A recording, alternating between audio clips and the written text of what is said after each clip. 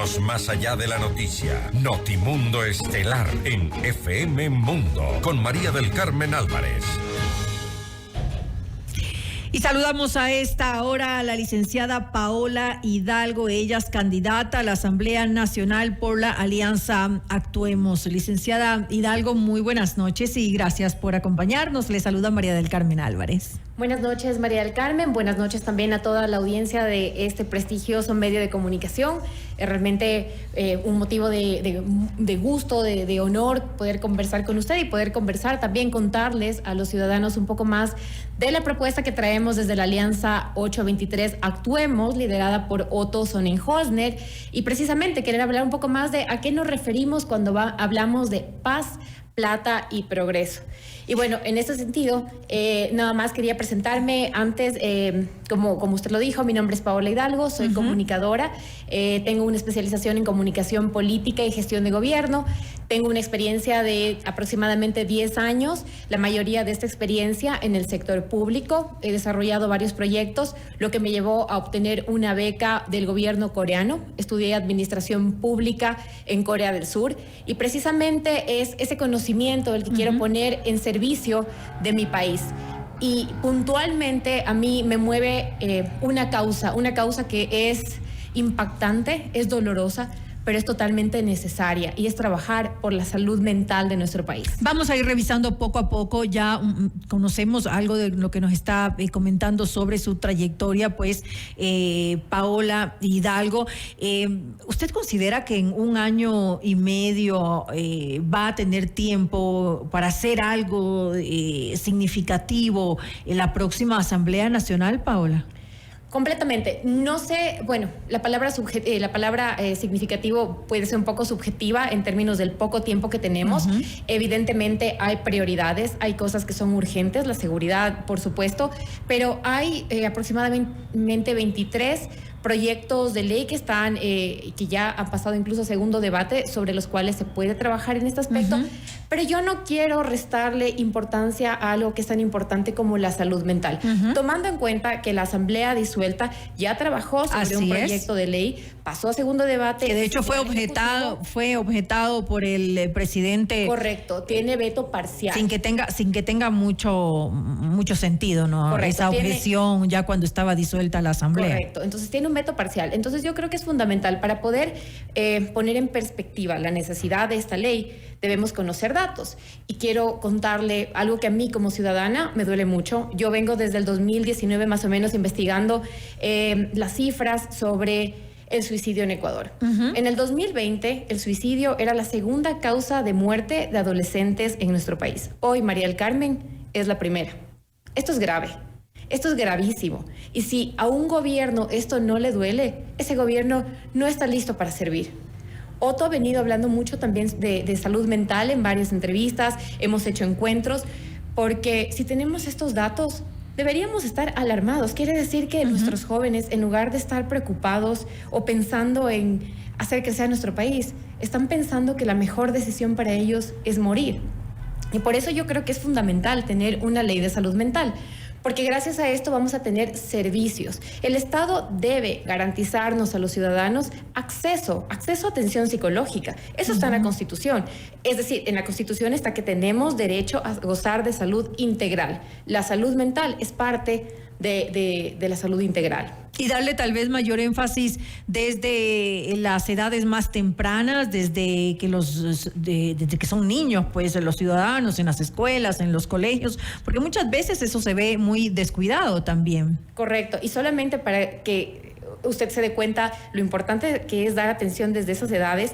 Otto lo ha dicho ya anteriormente también, es importante cambiar la malla curricular de los niños.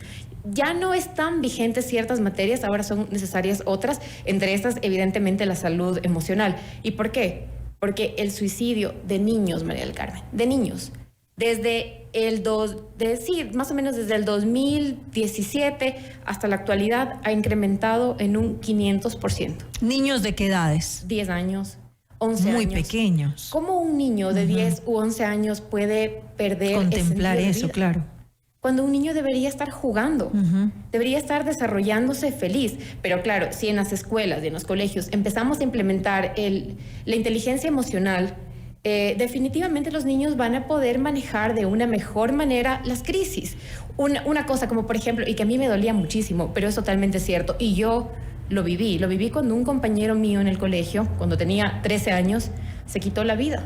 Se comió diablillos porque tenía malas calificaciones, se iba a quedar a supletorio, su papá era una persona violenta y él terminó comiendo diablillos y murió. Pensó que esa era la única salida que tenía. Y sí, puede ser que perder un año sea un problema para una persona, sí puede representar un gasto económico, pero no es el fin del mundo y no debería ser visto de esa manera para los jóvenes o para los niños. Definitivamente una ley que exija al Estado diferentes acciones, tener políticas públicas, va a ayudarnos a prevenir esto. Porque si bien es cierto, el suicidio y cualquier consecuencia de salud mental es trágica, es triste, pero todas tienen prevención.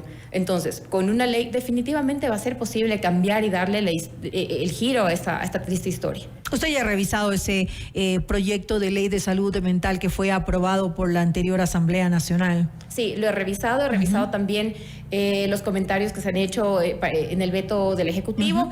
Creo que hay cosas en las que hay que trabajar, creo que hay profesionales que pueden nutrir muchísimo el proyecto.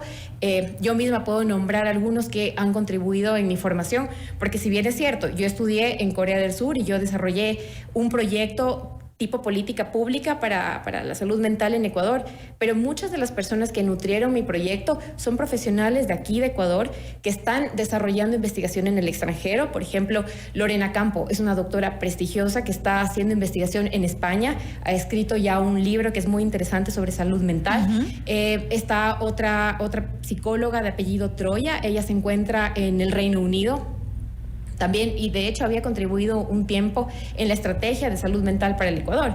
Pero es triste, María del Carmen, llegar a este punto de estadísticas y saber que Ecuador es uno de los pocos países de la región y del mundo que no tiene una ley de salud mental, y que cada 10 de septiembre, a propósito del Día de Prevención de Suicidio, las autoridades dicen estamos trabajando en estrategia, y es el cuento de todos los años. Entonces, y así pasa el tiempo y ningún gobierno le ha dado la atención que se merece, bueno, y tampoco los legisladores de turno, ¿no? Correcto, porque muchas veces, y podemos decir, en un pasado se pensaba que hablar sobre la salud mental y hablar sobre el suicidio en cierta manera era promoverlo. Esto ha sido comprobado. Hay muchísimos estudios de la misma Organización Mundial de la Salud que dice que esto es falso, que hay que hablar para poder solucionarlo, pero hay que implementar líneas de apoyo. Hay que conectar un EQ 911 con servicio de atención psicológica, por ejemplo. Entonces, uno cuando llama a pedir atención, va a recibir atención de un profesional y no necesita siquiera ser un psiquiatra. Puede ser un psicólogo, puede ser un estudiante de psicología de un nivel avanzado. Así se manejan otros países, ¿no? Correcto. Ese tipo de líneas telefónicas, en claro. Corea, por ejemplo, porque yo lo vi, porque estuve analizando varios de los proyectos que ellos tenían aplicaciones. Entonces, una persona que tiene síntomas, que se está sintiendo mal, utiliza la aplicación y mantiene un perfil anónimo, ni siquiera necesita decir su nombre, pero sí permite esto tener un registro y manejar data, es decir, si al día existe X cantidad de reportes, al mes existe cantidad de reportes, esta política está funcionando, no está funcionando, ¿qué hacemos? Y es un trabajo de toda la sociedad, de todos los niveles de gobierno. Ahora que vamos a tener un metro, por ejemplo, el municipio ya tiene listo un plan de prevención de suicidio en caso de que esto llegue a ocurrir en el metro, porque se ha visto en diversos países que esto ha pasado. Pasaba en Chile con frecuencia, pasaba en Nueva York con frecuencia, pasaba en Corea. En Corea sí que implementaron medidas para que esto no ocurra. Sé también que en Corea hay en determinados sitios, por ejemplo, en los puentes, que se da mucho también eso, hay unos sitios donde uno puede hacer una llamada telefónica específicamente para eso, para las personas que están contemplando quitarse la vida saltando del puente. Eso también podría de alguna manera implementarse aquí. Eso es parte de una política pública. Esas son las medidas estructurales dentro de la política pública. Entonces, claro, cuando queremos hablar de un proyecto, tenemos que tener conocimiento. Entonces, dentro de esta política estructural, no solamente que se pone vallas que impidan a la gente acercarse al puente y tener como cercanía al puente, porque de esa manera es muy fácil poder lamentablemente atentar contra la vida de uno mismo, pero también se colocan letreros informativos gigantes con el número de la línea de apoyo a la cual se puede llamar y un mensaje que pueda invitar a la esperanza, que pueda invitar a la reflexión, que sí le va a hacer pensar a esa persona en ese momento, tengo un además, número que llamar. Antes de tomar una decisión fatal, voy a llamar. Y justamente eso es lo que nosotros queremos y estamos promoviendo desde la Alianza Actuemos. Esta es la línea que está liderando Otto, que este es el trabajo que queremos hacer. Estamos pensando en los ciudadanos. Cuando hablamos de paz, plata y progreso, nos referimos a eso. Entonces, ese sería una prioridad para usted en caso de llegar a la Asamblea Nacional, finalmente que Ecuador pueda tener una ley de salud mental, algo que, por ejemplo, estaba revisando yo lo del proyecto y reúne, pues unifica proyectos anteriores desde el 2019. Correcto. Desde el 2017 se empezó a Imagínese. trabajar. Y desde ahí se ha venido tantos años que se está revisando eso y que no ha llegado a finalmente a consolidarse en una ley de salud mental para los ecuatorianos. Es inexplicable porque uno dice, probablemente la pandemia lo pudo haber postergado. Pero si la pandemia fue el momento en el que más agobiados nos encontrábamos, ¿cómo en la pandemia mismo no se pensó en implementar medidas? Quizás no trabajar en una ley en ese momento porque evidentemente no se podía, pero sí estrategias, eso sí se puede hacer. Eso se hacía un tiempo en Ecuador. Existía un programa de cuidadores, de guías comunitarios en la Amazonía, porque también ocurría eso en la Amazonía. Esto ocurre en todo el país. Paola, ¿qué otros temas deberían, según su consideración, ser revisados o tomados en cuenta como temas prioritarios dentro de la Asamblea Nacional? Bueno, definitivamente tratar la seguridad. Definitivamente el Ejecutivo es quien la va a tener que liderar, pero el Legislativo va a tener que analizarla y evidentemente dar gobernabilidad al país. Creo que es prioritario hablar en esos momentos también de educación, porque hay que empezar a trabajar en eso, porque si no empezamos ahora, entonces no lo vamos a hacer nunca, y es definitivamente la educación la que nos lleva al progreso. Creo que la falta de oportunidades para muchas personas se debe a eso, a no tener acceso a educación. La educación debería ser gratuita y ya con la pandemia tuvimos una gran brecha que nos impedía acceder a la educación de siempre. Ya estamos súper retrasados en comparación a otros países. Entonces, definitivamente, esa es otra de las prioridades. Definitivamente, la seguridad social. El tiempo es muy corto y creo que hay que priorizar lo urgente. Gestión de riesgos, por ejemplo. Gestión de riesgos, por ejemplo. Estamos de cara al fenómeno del niño. Y ya hay una ley que pasó el segundo debate que va a permitir a los GATS que ellos manejen sus recursos de manera autónoma para que fluya el manejo de la crisis que se puede generar con el fenómeno del niño. ¿Qué puede decir de la anterior Asamblea Nacional cuyos legisladores fueron cesados por esto de la muerte cruzada y que además obtuvieron el nivel más bajo de aceptación registrado? ¿Cuáles considera usted que fueron las mayores falencias de los legisladores de esa asamblea? ¿Qué no repetiría o quisiera usted no repetir en la actual asamblea? Creo que el país jamás debería repetir lo que pasó con esta asamblea. Una asamblea con agenda propia, con agendas partidistas, que en lugar de priorizar el bien de los ciudadanos, el trabajo por los ciudadanos, estaban priorizando su bolsillo o garantizando que sus líderes políticos sean absueltos de culpas o retornen intereses al país. Propios. Absolutamente negativo. Las personas que aspiramos a llegar a un cargo de esa magnitud y las que están ocupando ese cargo deben ser personas transparentes con una agenda ciudadana, con una agenda de la gente, listas para trabajar para la gente. Es una vergüenza, es que de verdad a mí me da como frustración, rabia ver en las noticias que hay asambleístas que están comprando por Amazon cuando deberían estar trabajando o que están jugando en el teléfono cuando deberían estar trabajando. Es decir, los impuestos de la gente que muchas veces no tiene ni para comer proteína en su comida las 3 veces al día, pero ellos están ganando un sueldo que luego dicen, este sueldo a mí no me alcanzaba. Además, lo oímos, lo escuchamos todos. Y es una vergüenza porque lo hemos visto. Y sin embargo quieren volver a la asamblea. Y sin embargo tienen la cara de volver a la asamblea. Yo no sé. Diciendo que no les alcanzaba el sueldo, ahora quieren nuevamente estar en la asamblea. Vuelven a pisar un territorio, es decir, deme de nuevo el voto. Cuando no hicieron nada, cuando trabajaron únicamente para desestabilizar un gobierno, porque realmente no hay algo positivo que haya hecho la asamblea pasada. Y eso es algo que definitivamente no podemos repetir, y por eso tenemos que, en el CNE están los currículums de todos los candidatos. Hay que revisarlos. Este domingo hay un debate, hay que escucharlo, hay que analizar verdaderamente las propuestas para poder elegir a gente capaz. ¿Qué dicen las encuestas? Y lo conversamos fuera de micrófono. Bueno, ahorita hemos visto, todas las encuestas colocan a Otto como el segundo.